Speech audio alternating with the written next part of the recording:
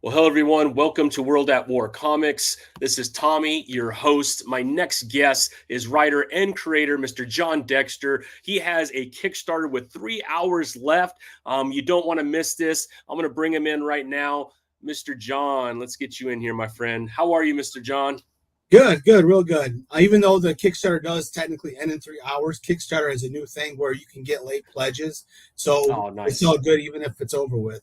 Oh, good. Well, hopefully we'll get someone to join right before Yeah. it does end. But congratulations, man. At least your goal is hit. As you know, as a comic book creator, you still want to go above that because that's Oh, usually yeah. doesn't cover the cost of everything that you've done on your comic book. No, Not even close. Yeah. no, it's definitely an expensive venture. So, yeah, the more people that back it, the better it is for me to continue on. The cool thing is we're right now sitting at 116 backers, which is 16 more than Dime Store 3, which is always good. You always want to increase your backers. And if I can get 121, then I'll break my record, which was Alpha Dogs issue 4 last year. Nice. So it's doing really well. I'm really proud of it. The quality of work speaks for itself, and people are really enjoying the series. I think right now I'm about 57% of people who back 3 are backing 4. So that's anytime you get over the 50% threshold, that means you're doing something right. Yeah, yeah. Well, congratulations. That's awesome, man. Yeah, you got 3 titles that you're kind of juggling at one time, if I'm not Mhm. mistaken, right? Yeah. I don't know if that was the smartest thing to do, but I can't help myself. It's Alpha Dogs started it out. I started launched that in 2021 on Kickstarter, and all of them have gotten backed. So that's all of them. I mean, have got funded. So that's great. And then I had my Space Cruisin, which technically is my first comic. I started that in 2009. It got just about finished in 2012. And then I ran out of money. So I kind of just sat there in the back burner for years. And thanks to the success of Alpha Dogs, I was able to fund the rest of it and then put that on Kickstarter. It did good. I mean, not as good as the other ones, but still, it's the first issue. It was in black and white. That probably might deter some people. Me, I don't mind black and white. Sometimes it adds to the atmosphere of the story. And but people that have read Space Cruise and have really loved it. So I'll be doing hopefully issue 2 in 2025. It's been kind of crazy. I got a publisher, which was awesome. I've been signed by Source Point Press. So if anybody Nice. wants to either you go to the Kickstarter right now and get the trade paperback of Alpha Dogs Volume 1, or if you go to Simon & Schuster, Barnes & Noble, you can pre-order it, and it's going to be released January 14th. So it's really exciting, and we'll see what happens. Yeah, that is very exciting, Jon. Congratulations, man. It's Thank you. always pretty awesome. You can get picked up by a publisher, and SourcePoint's been around for a while, and they are Yeah. definitely one of the good ones when it comes to indie comics. So what a great blend between you, your storytelling, and a great publisher. Yeah. It's really exciting. I've wanted to work with them for a number of years. They're from Michigan. I'm from Michigan. They're like 45 an hour minutes away from me. I just always felt like a connection. I guess I'm just a homer for Michigan, but so it's what I really wanted, and the fact that I was able to get signed, and mine will be the first title released with their. Now, I don't want to call it a relaunch, but they've strictly went to graphic novels. So mine will be the first title out of the gate for 2025. So it's really exciting that they have that much faith in me, and hopefully I can deliver. Yeah, I'm sure you'll be fine, man. What do you had 4 issues or 5 issues with Alpha Dogs that you've already done? 4 issues of Yeah. Alpha Dogs out currently. The graphic novel collects all 4. Plus, there's a bonus story that you can only get in the graphic novel to kind of entice people that had bought the floppies to come on over. So people have really enjoyed it. Alpha Dogs has been kind of my flagship, I guess you could say, so far. But Dime Store Detective has been gaining more and more popularity as each Kickstarter goes. Well, that's awesome, man. Well, congratulations on that. That's pretty exciting. Now we Yeah. got Dime Store Detective, right? And you have issue, is it 5? Issue 4 is out. 4. Yeah. Yeah, so issues 1 through 4, Yeah. get the you can get them all in digital for only $19, all 4 issues, or you can get the Kickstarter with the actual comic books for like I think it's like I can't remember what it is right now. I think it's like 35 or something. I don't remember what it is, but Well, let's take a look at it since we're yeah, together, Jon. I mean, we got yeah, it up right here. So a little over 2 hours to go. It was 3 just a few minutes ago, so I'm assuming it's Yeah, like 2 hours and a bunch of change. But yeah. man, The now's end the of opportunity 7. to jump on this. Yeah, yeah. Yeah, and I mean the trailer's great. I mean, I always tell people if you don't want to, if you watch the trailer and can't get excited for it, then I'm kind of out of ideas because the trailer is phenomenal. All of the trailers for my comics are. I got a great team that puts it together. I write the script, but they do all the magic. That's incredible, man. Well, let's take a look at it real quick. And can you give us kind of a elevator pitch of what people will get out of Dime Store who haven't started this series yet by you? Yeah, so if you like supernatural stories, if you like crime mystery, if you like true crime, um, say like Dime Store Detective is kind of like True Detective meets Stephen King's It. You got some supernatural in there. You got a lot of cool genres. The old Gumshoe Detective from the 40s. If you enjoy those type of stories and you love Dime Store Detective, it goes from the past to the present 40 years. So whenever we're in the present, the comic is in color when the detective is on the hunt for a serial killer. And whenever we're in black and white, it's when we flash back 40 years ago when the detective is 8 years old, raised by moonshiners, embroiled in this turf war. And at the center of the story is this evil entity that back in 1981, the moonshiners, the detective's father and uncle, are in the Appalachian Mountains, and they come into this cave that's been kind of boarded up.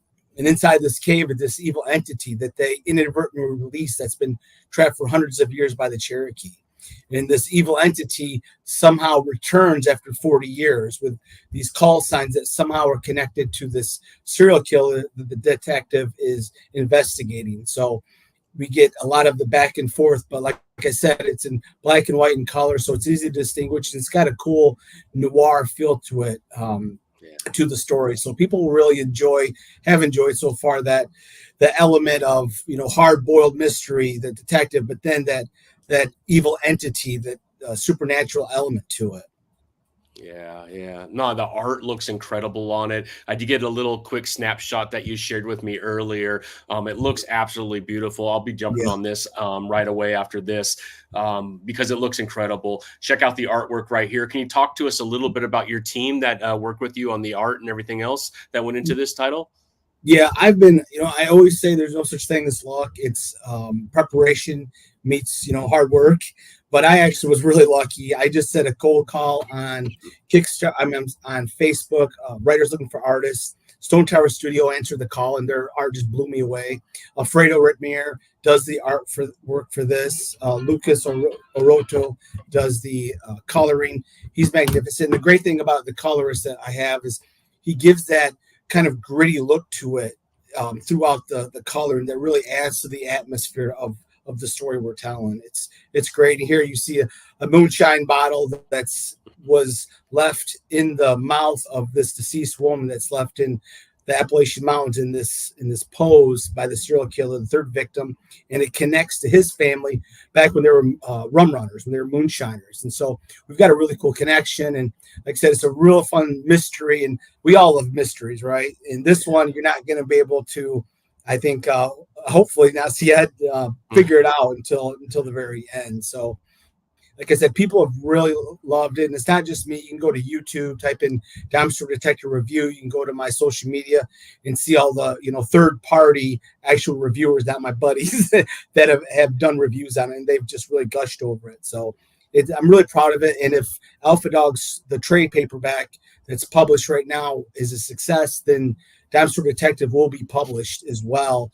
And it'll be in bookstores in the graphic novel form. But all of my copies that I have for the comic, they're all first edition. So who knows? Hopefully, it really blows up, and people that have been generous enough to back me and support me, those comics hopefully be worth a couple bucks, in the future. We'll see. That's awesome, man. That's awesome. Yeah. So far, I got Space Cruising, and that was a lot of fun. Really enjoyed that title. Can't wait for more of that. But Alpha Dogs is something I'm going to have to jump on. It sounds like that is the one that kind of sparked everything for you, John. Yeah, And it for did. those people that are just kind of joining now, man, John just shared that he has been signed by Source Point Press out of Michigan, which is super exciting. They're picking up Alpha Dogs because it sounds like they're going to more graphic novels moving moving forward. Yeah. Because I know I do have quite a few comics of theirs in floppy form. So they've kind of changed their business model, which kind of aligns really with the rest of the world. I think Canada and the US are still doing the floppy thing. So that makes a lot of sense. But that's huge for an independent creator to get picked up by a publisher. And now you got 4 issues of Dime Store Detective. Can you give us a little bit of how much more Dime Store you kind of have in store? And does this 4th issue kind of end an arc, or is there more issues that are going to kind of, tell the first portion of this story? Yeah, so Dime Store Detective is already written. It's 8 issues in all, which I still haven't decided how to do that last issue because it's 35 pages. And so that gets very pricey. The price of paper is very expensive. But yeah, I wrote it all. Dime Store Detective the whole thing's been written out few years ago, about 6 months, 8 months before the first issue came on Kickstarter. I plan everything out well in advance, and because the story's got to flow, it's not something that you want to make up as you're on the fly. So it is actually all written out. The first 8 issues were all written out in the span of a month, because what I do is I go months and months and have notes, and I wait till my brain's going to explode with the creation of it. And then it's just a mad dash of writing. And I was writing an issue. I would go into work, like all of us have to have a day job. I would go into work, write issue 1, the next day edit it, the next day write issue 2. So in a span of a month, all that issues are written. Now, granted, there's tweaks along the way, like anything, but yeah, it's all been written out. It's all ready to go, and there'll be 8 issues. So this is the halfway point, and we've got a really cool. I love leaving on cliffhangers. It's just something I do. I think it's great because I don't know if anybody watched, but ever since I was a kid, I would watch Fat Albert. And I don't know if you ever watched Fat Albert. You know how they had the Black Hornet. The Black Hornet would always end with this cool clip. And I just thought that was so amazing. It just stuck ever since I was 5. So I've been writing since I was a kid. It's all I ever wanted to do. So I love to end all mine with a cliffhanger. Of course, you want people to come back for the next issue. So this has got a really great cliffhanger that people are going to be shocked and going to enjoy it, I believe. Yeah, I think so. That sounds pretty awesome. So how quickly are you putting out? It seems like you're extremely busy with 3 different titles that you're kind of juggling, which we spoke about earlier. But it sounds like Alpha Dogs. Is there more to that as well, even though it's been picked up? Do you have like an 8 story arc of that as well, or is there more for that one? Yeah, so the first 4 issues, why I did the first 4 as a graphic novel, because the first 4 issues complete the first arc. And the complete arc goes to 10 issues. That's going to be like the full storyline for that volume, I guess you could say. That'll be 10. And then there's going to be more. I mean, when it's all said and done, if everything works out, knock on wood, say a prayer, Alpha Dogs is going to be about 50 issues when it's all said and done. So like I said, I've been writing for long. Alpha Dogs was written many, many years ago. And I was going to launch issue 5 in October, but because, thank God, I got a publisher, which is really cool, I'm going to be spending the rest of the year getting Alpha Dogs into bookstores, into comic book stores, and it's creator owned, which is great, but it puts a lot of work on you, of course, but it doesn't matter to me, because to me, it's more important to own your story, your IP, than anything else. Because I'll never forget, many, many years ago, I went to a Comic-Con, and the creator of the original Green Lantern was there, very old, trying to get people to get his autograph. And I thought and then some other people like Len Wein had to do crowdfunders. And the man that created Wolverine, had to get first medical bills. And I just thought that is so wrong that the big two basically, own everything that you put out there.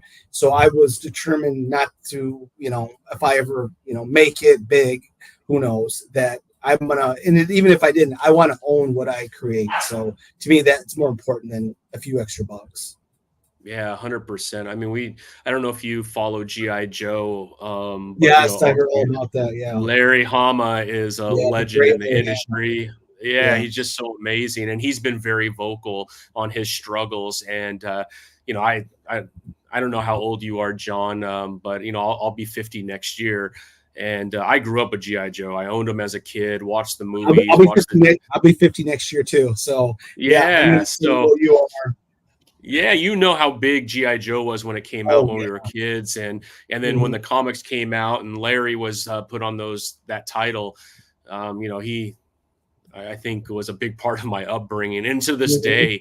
And it wasn't really until Skybound took it over that, and this is his words, that he's been treated like a king ever since. So a That's little great. late. I think he's 80 something years old, but yeah, like you said, you never like to hear those stories of these folks that have created these IPs where these giant companies are making millions of dollars off of them and they don't get anything out of it. So very smart. I think a lot of actually creators that have worked at the big two, you notice there's been a lot of, I call it brain drain. In IT, they call it brain drain when you lose a lot of talent out of the IT Yes. industry to other industries.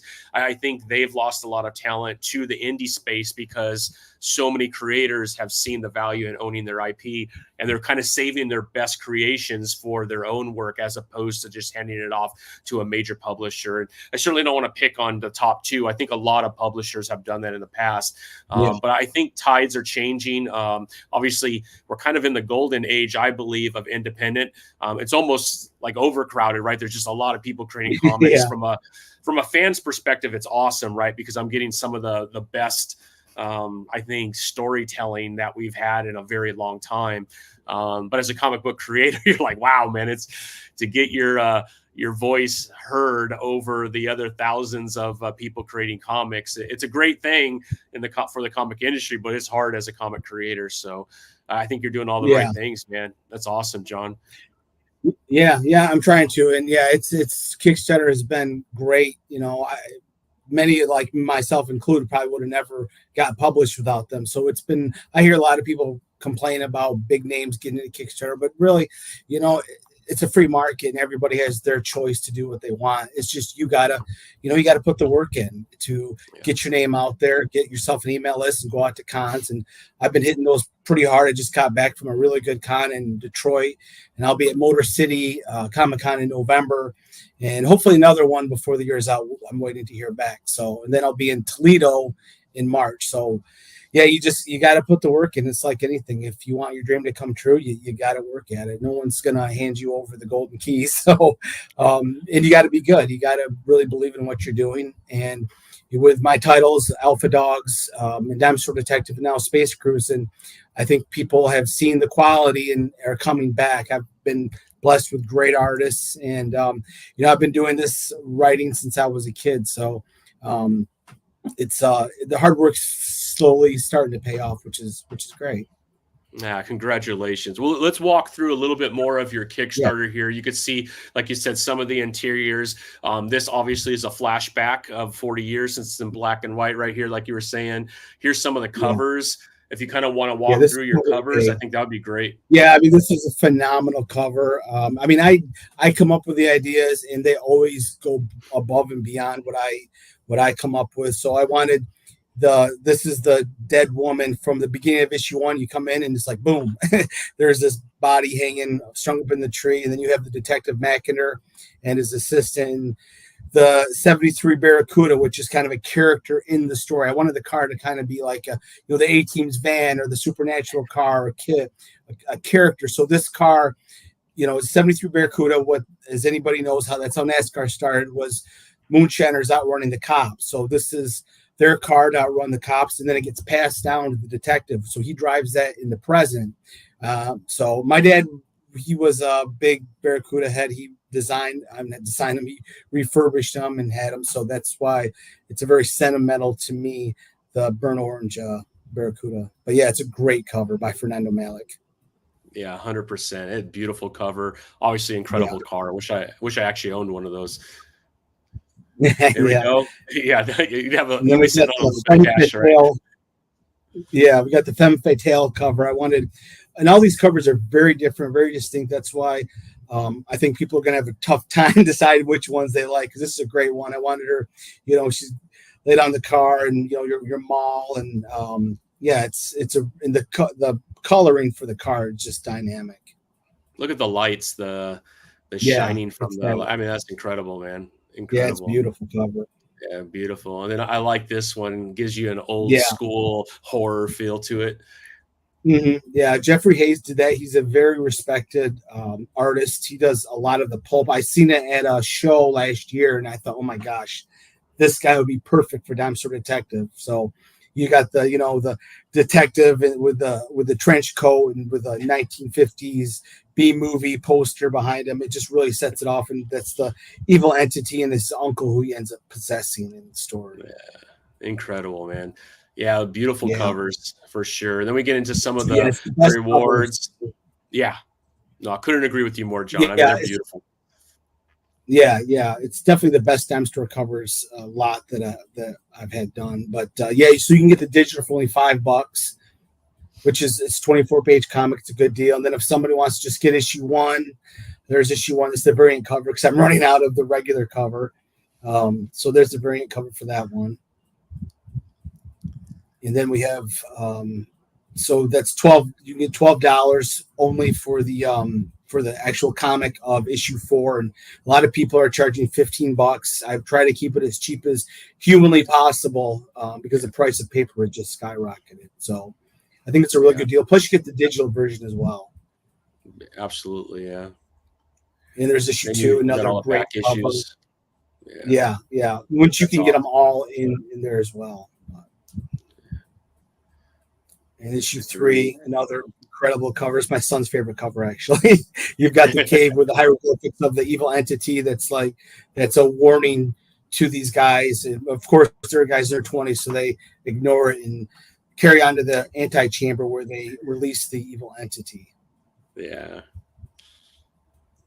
And then you get, like you said, all the other covers too as part of the. Just a few bucks more. And and if you want the special edition, which is only $2 more, I signed the comic and your name is on the thank you page. So it's only a few bucks more for a lot of people like them signed. A lot of people charge like $25 to have them signed, but mine's only $2 more, and you get your name on the thank you page. Your name's in the comic, and I sign it as well. Yeah, awesome, man. Yeah, and then I believe here it is right here. So all 4 digital pack. Yep. Yeah, and 2 of the comics are 26 pages, so you're getting a lot of bang for your buck. Yeah, absolutely. And then it's only 35 covers. 3 covers, yeah. That's awesome, man.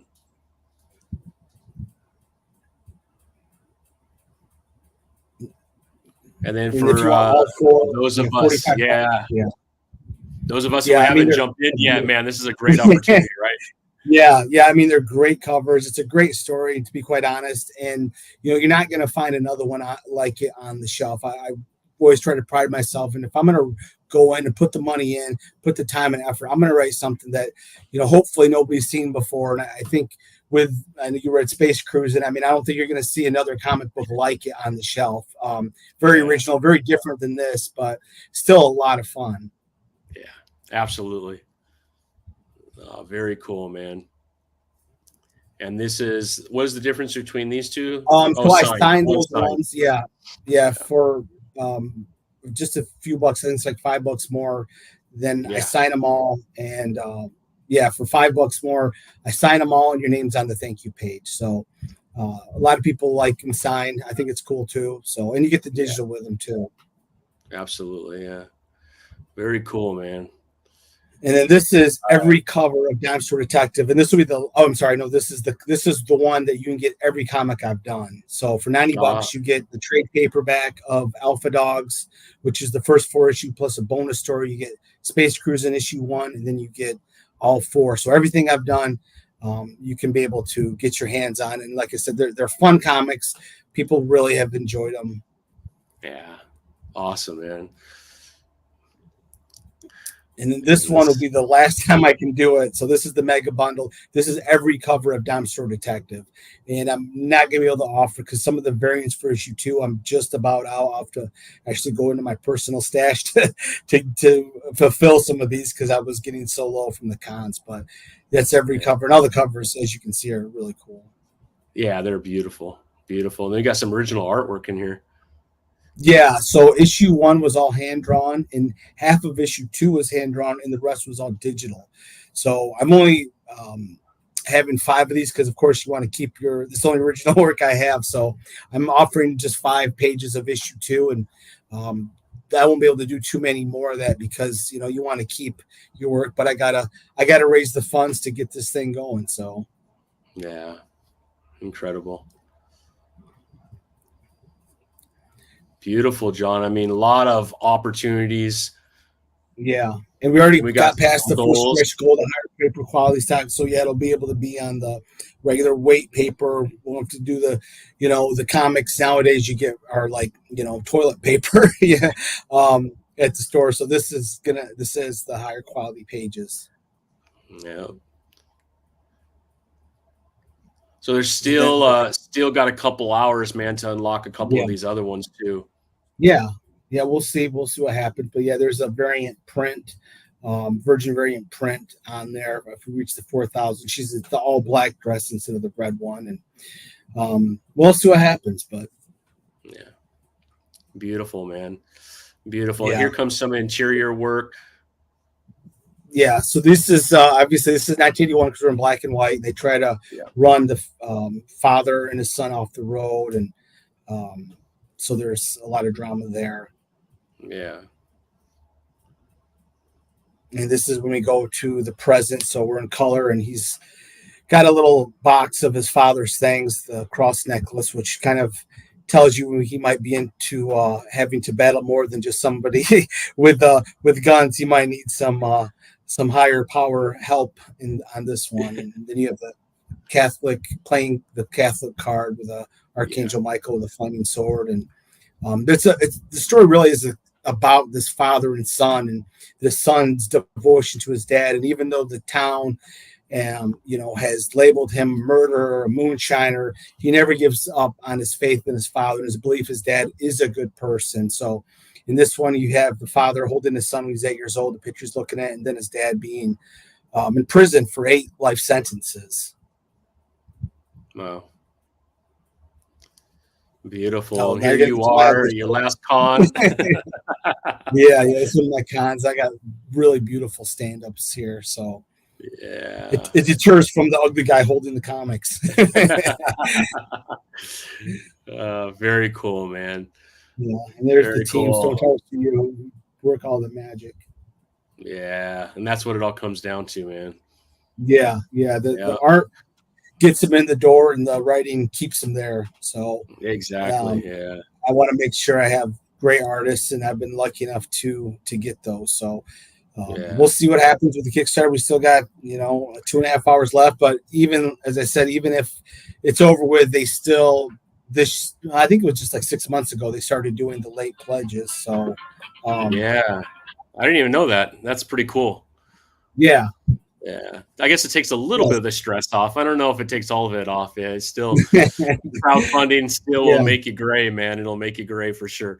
Oh, it does. It does. It's a tough gig. I mean, you got to be in there for the long haul. And it was very stressful waiting to get funded. It took a little while, but once it did, it really kind of took off. And like I said, I've got 16 more backers in issue 1, and issue 3, and then.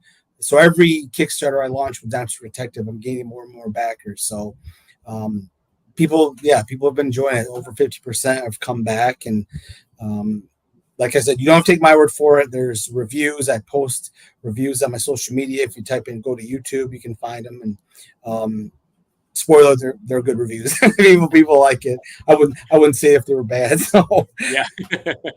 only about 2% of comic book writers actually get published. So you got to know what you're doing. You got to put the work in. So I've been thankful enough that it's starting to get some recognition now with a publisher. Hopefully it's like a Wi-Fi signal to my work and get my name out there more. Yeah, absolutely. Yeah. Well, John, I mean, congratulations. At least you've hit your goal. Again, there's a little over 2 hours to go, although you'll still be able to get in there. But yeah, we're, what is it, about $700, a little less than $700 away from the next goal being unlocked. And there's plenty of time to reach that. You're at 117 backers. So, hey, you never know what happens, man. You might hit that 121 in the next 2 hours. So that would be awesome. That would be awesome. We'll see. I mean, I'm happy how it's done. It's done better than what I expected, because you really, you have no idea when you're putting out. There's a lot of competition now on Kickstarter, so the fact that it's been able to gain backers is really cool. That's awesome, man. Well, I can't say congratulations enough, John. It's great having you back on the podcast. You're always welcome here. I know we got our times a little mixed up. I apologize. I've been traveling a lot, but I was glad that we finally got you back on, and can't wait for your next crowdfunding, or if you just want to come on and talk comics, man. I always enjoy talking with you. Yeah, appreciate. Yeah, we'll definitely have to do it again soon. Yeah. Well, till next time, John, man, I appreciate it. I'll make sure after we're done, I'll put the link below to make it super easy for people to head over to Kickstarter. If you're watching this, head over to Kickstarter. Back John, amazing writer, has 3 incredible titles. Dime Store Detective is definitely, looks like it's one of those bangers that are going to be doing very well for a very long time. So yeah, congratulations, John. Really appreciate you spending some time with me, man. And everybody, back Dime Store Detective. Yes, definitely. Well, thank you for having me on. I appreciate you carving out some of the time in your busy schedule to give it one last show before we shut this down. No problem, man. No problem, man. Appreciate you, John. Thank you. Yeah. I got Will jumping on. Will says, "Hail nerds." What's up, Will? Always enjoy him, man. I've been on his show quite a few times. So a good friend. Hopefully you got your Todd McFarlane book, my friend, that I mailed to him. I had a contest and I had an extra autographed Todd McFarlane book. So we were trying to reach goals on YouTube when we hit it. So I gave that away, and it was a lot of fun, man. I always enjoy doing that kind of stuff. Someone told me, who was the one that told me about that? Another guy that does a show, I can't recall, but yeah, he was telling me, I was like, oh my God, that's so awesome. Yeah. Well, we hit 5,000 now, which I'm ecstatic for. And so now I got a few more autograph stuff. I got Conan the Barbarian that's signed by Nice. Dan Pasane and Jim Zub. So I might do that one for 6,000. We'll see. That's my favorite comic right now. Conan has just been incredible. So, but I got a lot of stuff signed by both of them, so I could definitely give up one. I don't need that many things signed. So I got spoiled at San Diego Comic-Con. Yeah. Yeah, it sounds like it. Well, right on, John. So I guess the next time people could see you is in Detroit. You said that's the next one that you're going to, or the one you just finished going to? The one I'm going to, the Motor City Comic-Con. I think it's November 5th through the 7th. So if you're in the Detroit area, Michigan area, I'm also in some comic book stores in Michigan too. So hopefully a lot more here in January once the graphic novel is released. Yeah. So before we go, just once again, man, yes, Will said, "Send me Conan next." This guy wins everything too, man. Nice. Congrats. Yeah. He's a great guy, man. Good friend.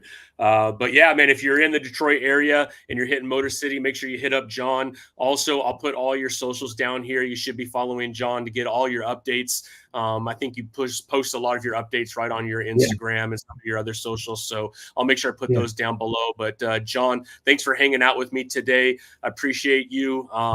But yeah, have a great rest of your week, my friend. Thank you. You too. I appreciate it. All right. Take it easy, man. Bye. Bye. Hey, thanks everybody for hanging out with me. Really appreciate it. As you know, we got the Kickstarter from John. Head over there right now and back it. You got a little over 2 hours still to make that happen. And then also, if you're not aware, on Zoop right now, we have Kingsville issue number 3. So get over there on zoop.gg and back Kingsville. We just started our campaign. So while you're helping out John, man, jump over to Zoop and help me out as well. That would be awesome to have you. But again, thank you for joining me today. Last minute, we were able to get John on, which is always exciting. I always enjoy talking to him. But everybody, thank you for everything. Appreciate you. And until next time, man, have a great rest of your week, and make sure you're supporting your indie comics. Take it easy, everybody.